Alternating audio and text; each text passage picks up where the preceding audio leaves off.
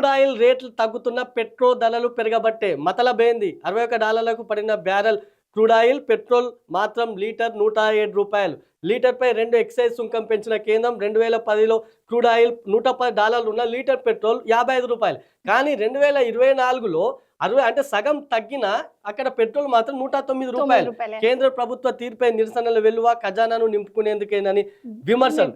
మనం ఇక్కడ చూడొచ్చు 2010లో అక్కడ $110 ఒక క్రూడ్ ఆయిల్ బ్యారెల్ $110 ఉన్నప్పుడేమో $55 ధర పెట్రోల్ ధర ఇక్కడ ఈ రోజు ప్రస్తుతం మనం ఇప్పుడు ఈ రోజు చూసుకుంటే $61 క్రూడ్ ఆయిల్ బ్యారెల్ ధర $61 ఉన్నప్పుడు రేట్ ఎంత ఉంది మన రాష్ట్రంలోనేమో 107 కొన్ని రాష్ట్రాలు 109 110 వరకు కూడా ఉన్నది అయితే సగం రేటు పడిపోయిన కేంద్రం తన ఖజానా నింపుకునేందుకే అంటే ప్రజలపై భారం మోపుతుందని అది కాకుండా ఇటీవల మనం చూసాము 2 రోజుల క్రితమే $2 ఎక్సైజ్ సుంకం కూడా పెంచింది అయితే ప్రజలపై దీని భారం పడదు కేవలం కంపెనీల ఆయిల్ కంపెనీలపైనే దీని భారం పడుతుందని చెప్పినప్పటికీ ఇంత రేటు సగానికి సగం ధర పడిపోయినప్పుడు ఇంటర్నేషనల్ మార్కెట్లో అంత ధర పడిపోయినప్పుడు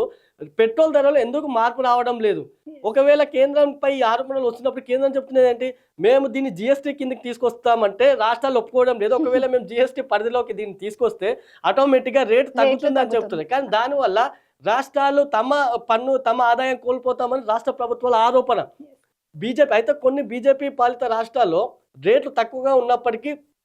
ప్రస్తుతం మరికొన్ని రాష్ట్రాల్లో మాత్రం రాష్ట్రాలు కూడా భారీగా ట్యాక్స్ విధిస్తున్న $107 దీంట్లో $107లో కూడా $35 పైగా రాష్ట్ర ట్యాక్స్ ఉంటాయి అదేవిధంగా $35 సుమారు $70 పైగా ట్యాక్స్లో ఉన్నాయి ఇక్కడ ఇక అంటే ఒరిజినల్ రేటుకు చూస్తే ఒరిజినల్ రేటుకు 3 రెట్లకు పైగా ట్యాక్సులు విధిస్తున్న పరిస్థితి ఉంది $61 క్రూడ్ ఆయిల్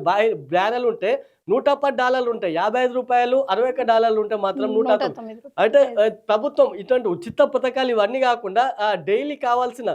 నిత్యావసరాల ధరలు ఏవైతే ఉన్నాయో దాన్ని కంట్రోల్లో ఉంచితే ఆటోమేటిక్గా పేద మధ్య తరగతి వర్గాలకు సంబంధించి కొంత భారం తగ్గుతుంది అయితే ఇవి మాత్రం నిత్యావసరాల ధరలు పెంచి మేము ఉచిత పథకాలు ఇస్తున్నాము రైతులకు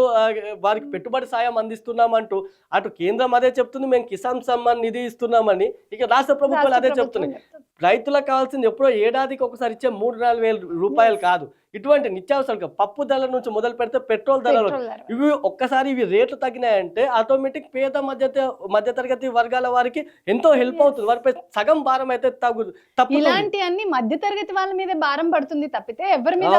భారం పడట్లేదు అసలు కానీ ఇటువంటి వాటిల్లో ప్రభుత్వాలు అటు కేంద్రమైన రాష్ట్రమైన నిర్ణయాలు తీసుకోవాలి కేవలం ఏమంటే మరో ఉచిత పథకం ప్రకటిస్తామని చెప్తుంది ఆ ఉచిత పథకాలు కూడా వచ్చేవి కొందరికి చెప్పుకునేది మాత్రం ఘనంగా చేసేది మాత్రం చాలా అల్పంగా అని చెప్పొచ్చు మనం